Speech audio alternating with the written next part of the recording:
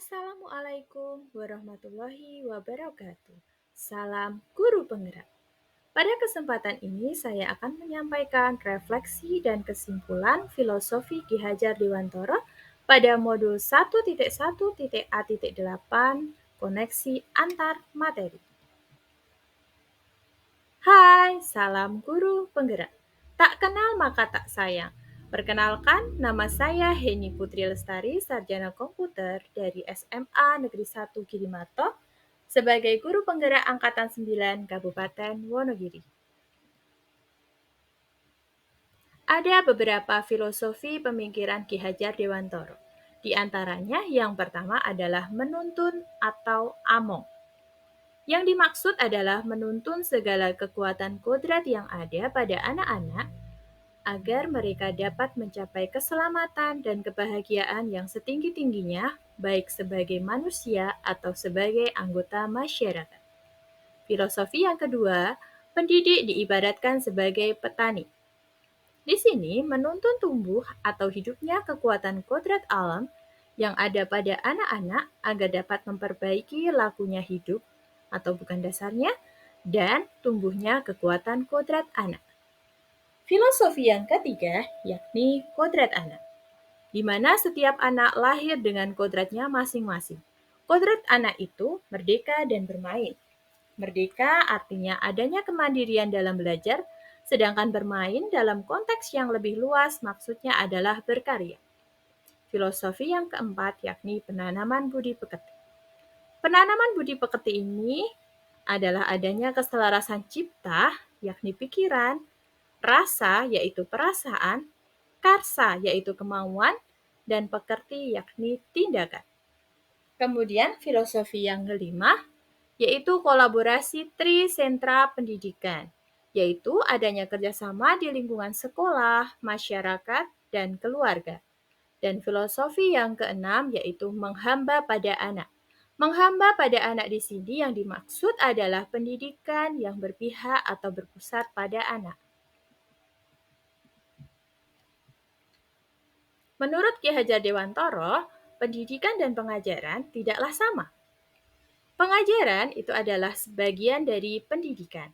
Pengajaran adalah proses pendidikan dalam memberi ilmu untuk kecakapan hidup anak secara lahir dan batin.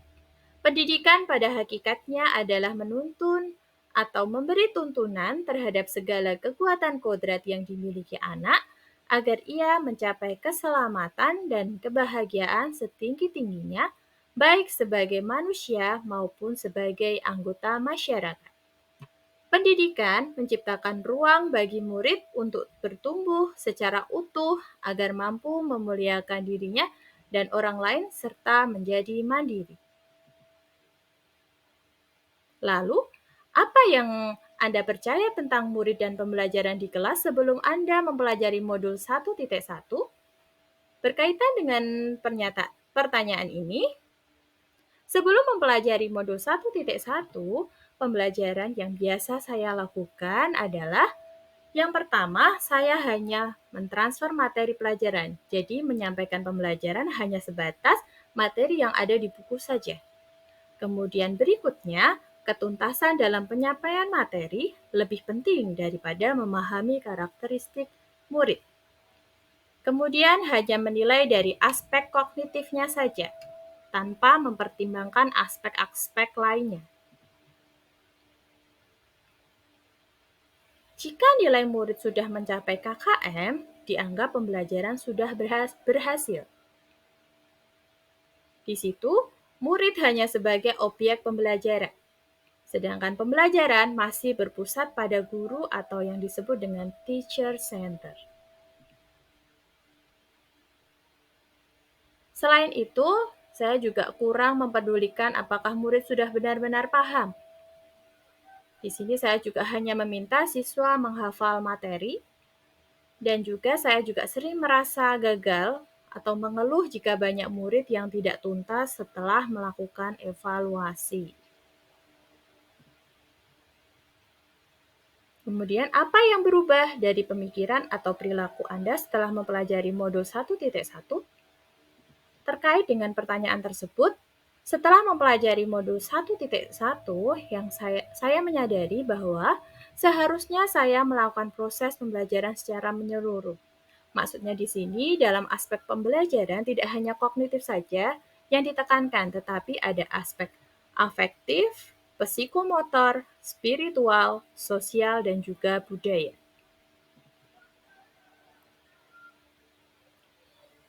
Selain itu, ternyata murid itu sebagai objek pembelajarannya. Di situ murid akan diberikan kebebasan berekspresi, kebebasan dalam mengemukakan pendapat, serta kebebasan untuk berkreasi.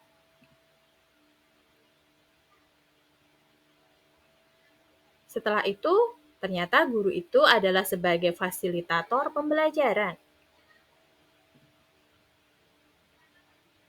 Guru harus ikhlas, penuh kesabaran dengan segala ketulusan, harus mempelajari karakteristik murid, berikan kesempatan murid untuk tumbuh sesuai dengan kodratnya.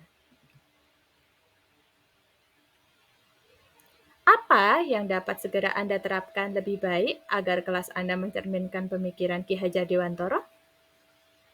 Terkait pertanyaan tersebut, yang dapat saya terapkan dalam pembelajaran di kelas itu diantaranya yang pertama, merancang pembelajaran yang interaktif dan menyenangkan dengan melibatkan murid sesuai metode student center. Jadi di sini, siswa sebagai kunci utama dalam pembelajaran ini.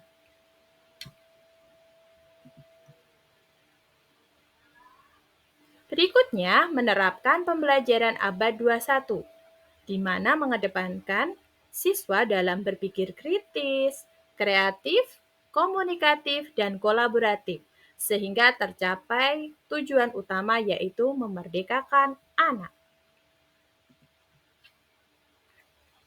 Kemudian, mengenali karakter dan latar belakang murid dengan menjalin komunikasi yang baik. Jadi kita harus tahu karakter murid kita satu sama lain sehingga kita dapat memberikan pembelajaran yang baik kepada murid. Berikutnya, menginternalisasi nilai-nilai karakter budi pekerti. Jadi penanaman budi pekerti untuk anak itu penting, apalagi di sekolah, agar anak-anak mempunyai karakter budi pekerti yang baik di lingkungan masyarakat.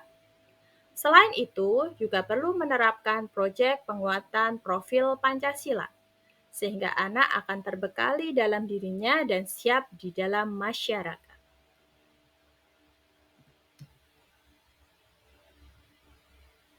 Baik teman-teman, semoga video ini menginspirasi Bapak atau Ibu pejuang pendidikan. Terima kasih, salam guru penggerak, tergerak, bergerak, dan menggerakkan. Wassalamualaikum warahmatullahi wabarakatuh.